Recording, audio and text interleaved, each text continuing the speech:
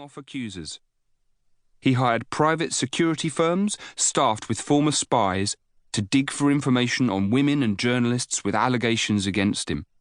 The women he preyed upon mostly kept quiet anyway, out of the very real fear of career consequences, while the men who might have stepped up stood by and did nothing, unwilling to spend their own power on a fight.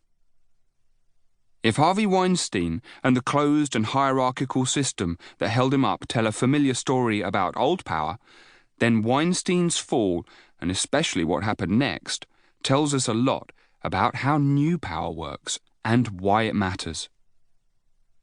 In the days after news stories broke about Weinstein and his accusers, the actress Alyssa Milano shared the hashtag #MeToo to encourage women to tell their stories of sexual harassment and assault on Twitter.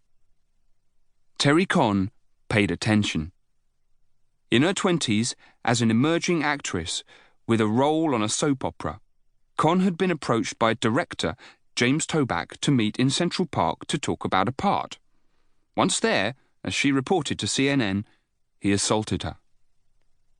She buried the memory for years, but with the attention on Harvey Weinstein and the rise of the #MeToo movement, it resurfaced. She finally told her husband, and she started to act.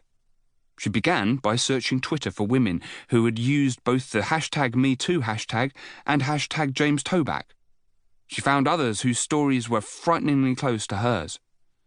Together, they formed a private Twitter group to support one another and find other survivors. Members of this group then took their stories to a journalist at the Los Angeles Times.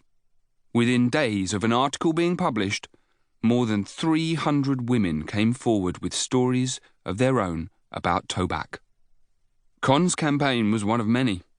Almost 1 million tweets used the #MeToo in 48 hours.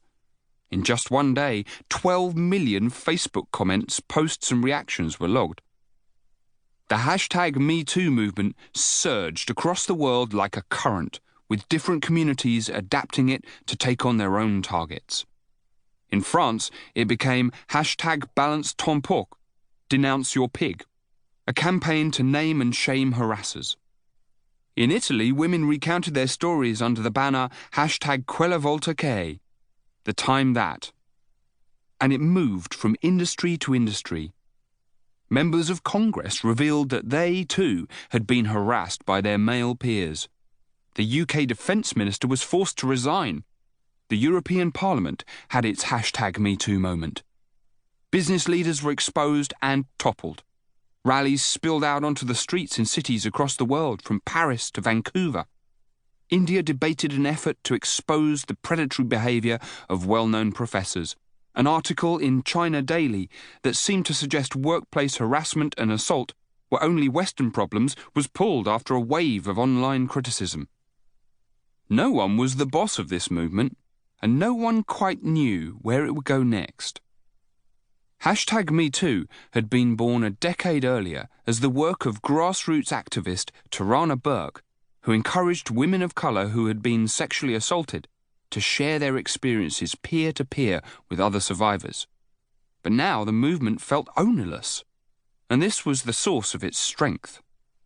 Everyone from enterprising designers who created Me Too jewellery to aspiring politicians who aligned with #MeToo to seek to channel its energy. The most striking thing about #MeToo was the sense of power it gave to its participants. Many who had felt for years that they were helpless to stop long-time abusers or had been afraid of retribution suddenly found the courage to stand up to them. Every individual story was strengthened by the surge of the much larger current. Each individual act of bravery was, in fact, made by many. The patient, or the patients, versus the doctor. The doctor looked up from his computer, stunned. Where did you learn that word?